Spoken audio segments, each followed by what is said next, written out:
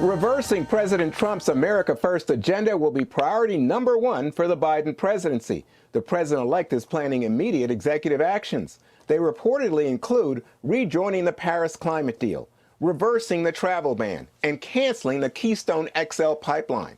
And check out this headline from the LA Times. Make America California again? That's Biden's plan. The paper explains how the Golden State is emerging as a, quote, de facto policy think tank for the Biden team. Jesse, I wanted to start with you and just say, it seems to me a new president implementing new plans. What's the surprise there? I mean, isn't that to be expected, that elections have consequences and a new guy's going to have a new agenda? If Biden had run on emulating California, he would have lost. Why would you emulate California? Everyone's leaving California, Juan. Right. It's like record energy prices, record homelessness, record COVID, record bankruptcies. I mean, why don't you emulate Texas?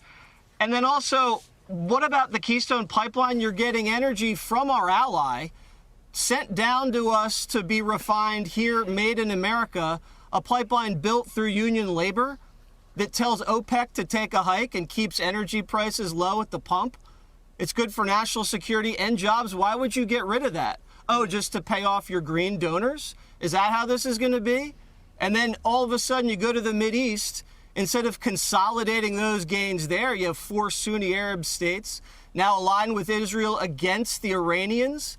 They're more isolated and broke than ever before, and you're just going to walk and just to burnish John Kerry's legacy?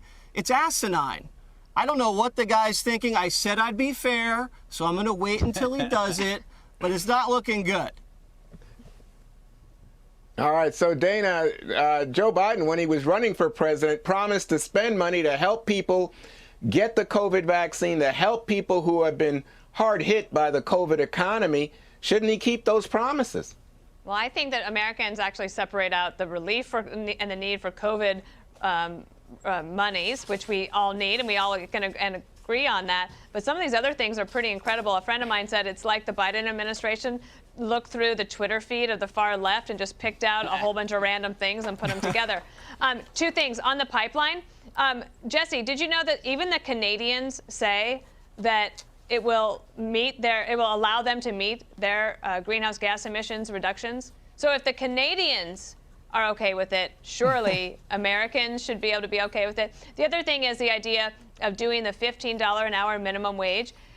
Okay, if you want to do that, fine, but that would mean ignoring the Congressional Budget Office that says that 3.7 million jobs could be lost because of that. I mean, there are, yes, elections have consequences, but so do some of these policies.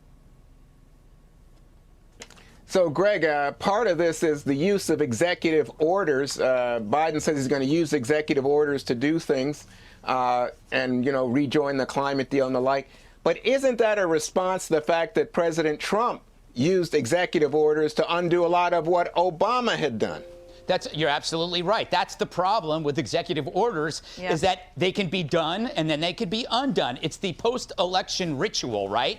But in this case, it's something else. It's a retribution strategy. I'm going to coin a phrase. They're throwing the baby out with the bathwater. Because they hate Trump so much, they are willing to undo all of the positive things that even they secretly admit were positive. Yes. Building a strong economy, the increased wages, the trade transparency, the relationship with North Korea, the peace agreements in the Middle East, the cheap energy. They are so vindictive. And not just about Trump, but about Trump supporters, Trump voters, that they're willing to punish people for this in a completely broad manner. So what does it say?